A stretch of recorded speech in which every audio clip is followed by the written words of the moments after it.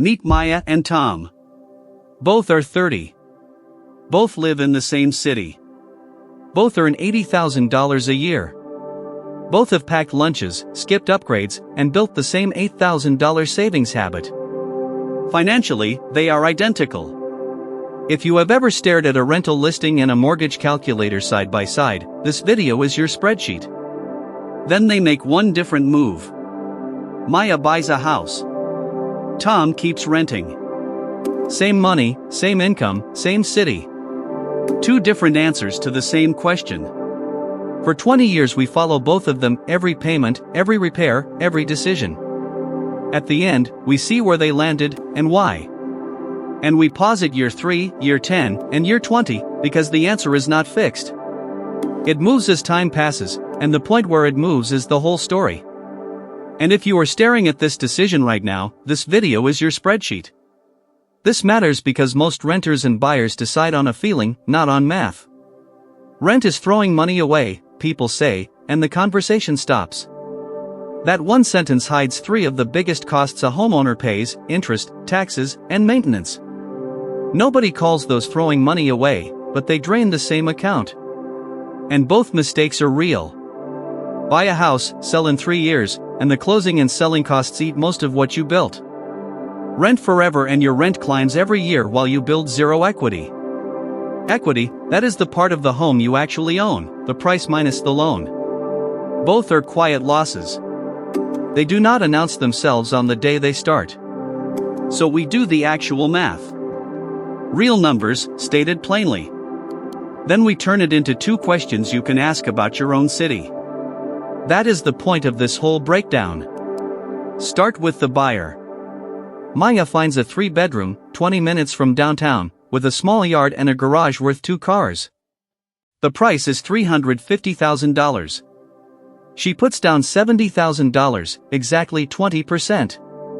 That leaves a $280,000 mortgage. But the down payment is not all she pays up front.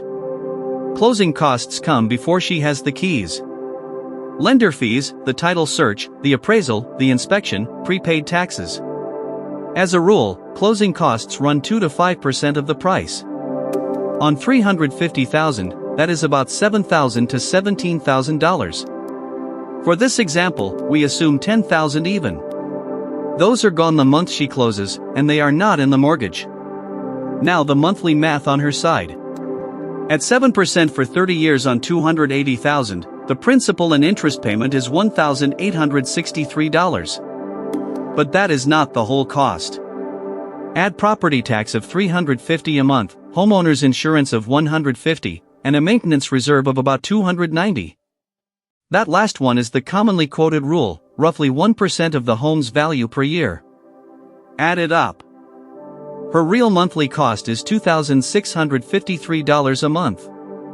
That is the price tag of owning the house, whether or not the payment stays the same over time. Tom's side is simple. He rents a similar 3-bedroom nearby for $2,000 a month. No property taxes, no insurance, no repair reserve. Water heater dies, that is the landlord's insurance claim, not his. That leaves Tom with about $653 extra every month. Tom takes that difference every month and invests it in a broad index fund into the same pot his $80,000 is already sitting in. His $80,000 now working for him. So, same starting money. She put a down payment into a house.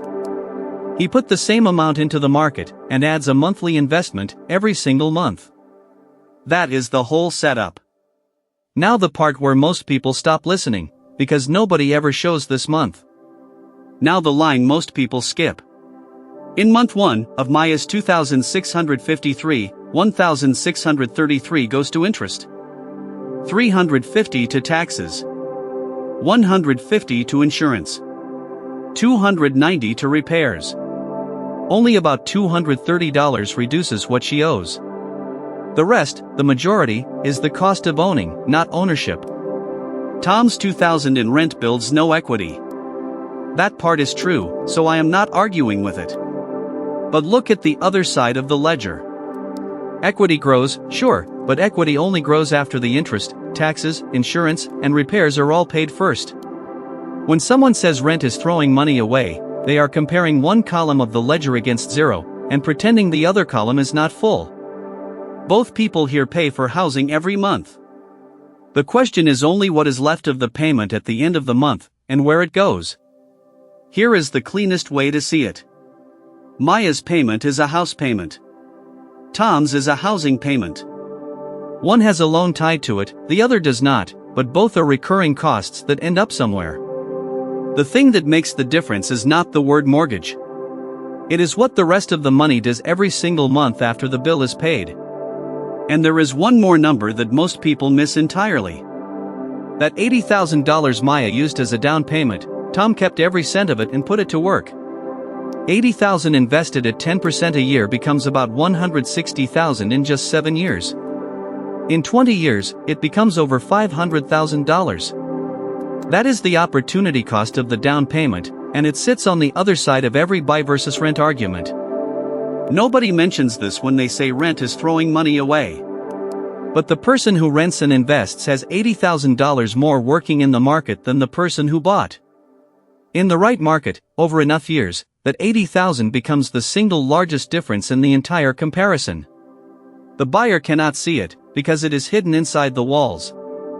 The renter sees it every month, on a screen, growing. So the real comparison is not mortgage versus rent. It is mortgage versus rent plus invested down payment plus invested monthly gap. Once you see all three lines on the same spreadsheet, the picture is very different from the one-liner most people carry around. 3 years pass. Maya has made 36 payments. She has also discovered the first law of ownership, that every noise in the house has a financial opinion. One Saturday the water heater quits. Maya tries a video fix, spends 4 hours, then calls a professional. The bill is a few $100s. The maintenance reserve is there for exactly this. Now the math at year 3. Her mortgage balance has dropped from $280,000 to about $270,000. She paid down about $9,000 in principal. But the house, at a steady 3 to 4% appreciation, is now worth about $390,000. Her equity, the house minus the loan, is roughly $120,000. Tom's side at year 3. He has paid about $72,000 in rent, and that is money spent. But his $80,000 has been compounding at a 10% assumption the whole time. It is now about $106,000. Add the monthly investments and their growth, and Tom's portfolio is near $130,000. So at year 3 they are almost tied. Maya has a house she owns part of. Tom has a portfolio he can touch. Neither is winning by much. And the next 10 years are where the shape of this whole story actually changes, because now the two sides start to age very differently. Here is the core of the whole comparison. Two costs move in opposite directions. Maya's mortgage is fixed. $1,860 every month, for 30 years. Property taxes drift up as the house gains value, and the repairs get more ambitious as the house ages. But the spine of her payment is locked. Tom's rent is not locked. $2,000 becomes $2,060, then $2,130. A 3% landlord's inflation every year. His local landlord, it turns out, is also a small believer in compound growth. Meanwhile, his money is doing the opposite. 10 more years of compound growth, which means each year's return sits on top of all the previous year's returns. The $80,000, at the 10% assumption, is now $207,000. Add 10 years of monthly contributions and their growth, and Tom's portfolio lands near $290,000. And Maya's house? 10 years of appreciation puts the same home near $500,000. She has paid the mortgage down to about $240,000. So her equity is around $260,000. At year 10, Tom is still ahead on paper. But pause and look at the direction each line is traveling. His rent has already risen from $2,000 toward $2,700, and it will keep going up for another decade. Her mortgage payment is the same number it was day 1. The gap between the two, the rent side rising every year while the mortgage stays flat, is the quiet driver of the entire back half of this story. And here is the part nobody talks about at year 10. The two lifestyles feel different now. Tom's rent is $2,700, rising every year, and he has to move if the landlord sells. Maya's payment is $1,860, the same as it was on day one, and nobody can raise it. That stability, the ability to plan 10 years out without wondering what the landlord will do, has a value that does not show up on any spreadsheet. Some people would pay for it. Some people would not. That is personal, not math. Jump to year 20. Both are 50. Tom has paid the landlord, in rent, well past $400,000, with nothing to show inside the door of that count.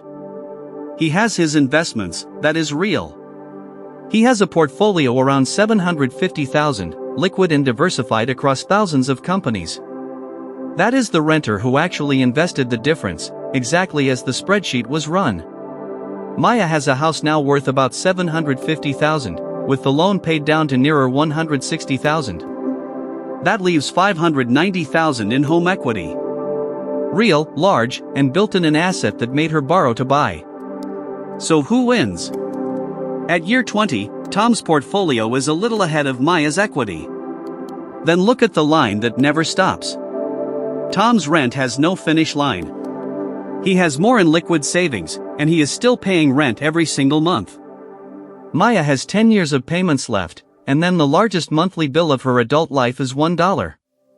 The other part of year 20 is what happens to the renter who did not invest the difference. Tom's path only works if every month, for 20 years, he took the gap between rent and mortgage and put it into the market. If he spent even half of it, the picture flips. Maya's house, with its fixed payment and forced equity buildup, wins by default. That is the single biggest difference between the two outcomes. It is not the math. It is the behavior behind it. And a small pause before this ends, because this is the best place for it.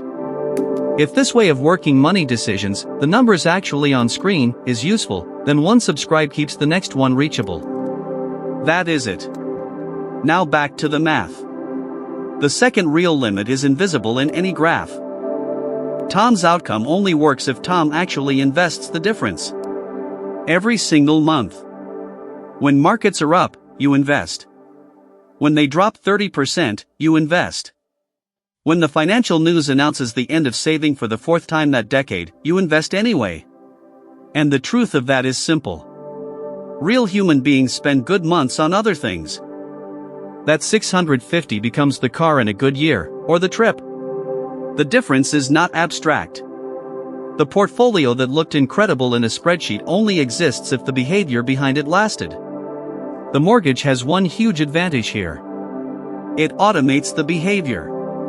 Paying the house does not depend on the mood of the month or the strength of this week's willpower. Renters must choose to invest. Buyers save by default.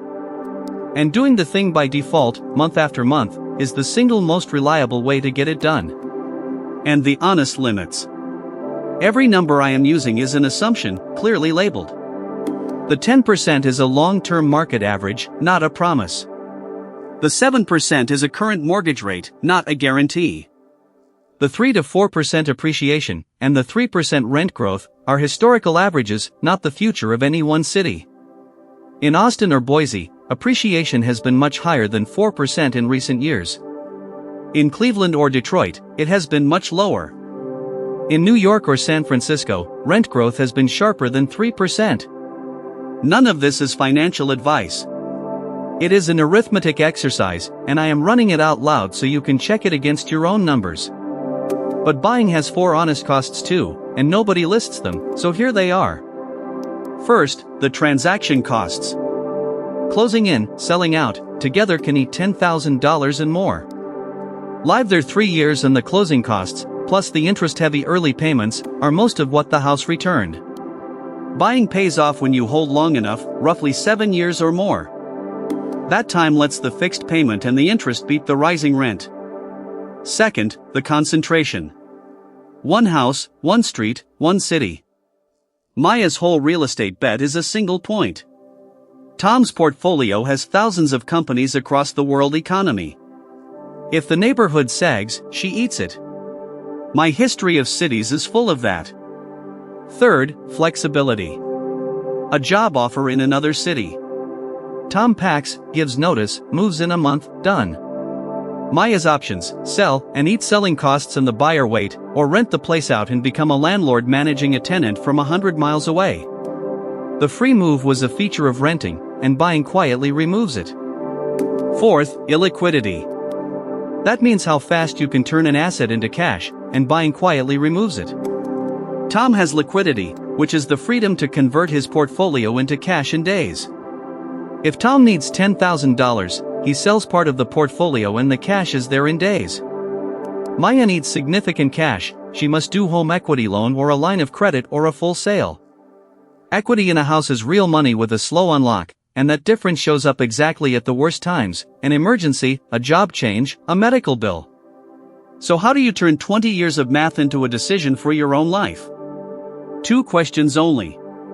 1. How long will you actually stay? If the answer is 3 years or less, rent. The closing costs and transaction costs will eat you.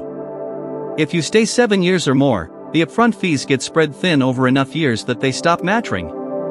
The fixed payment and the growing equity have time to beat the rising rent. Between 3 and 7, it is a real judgment call. 2. If you rent, will you really invest the difference? Not in theory, in practice, every single month.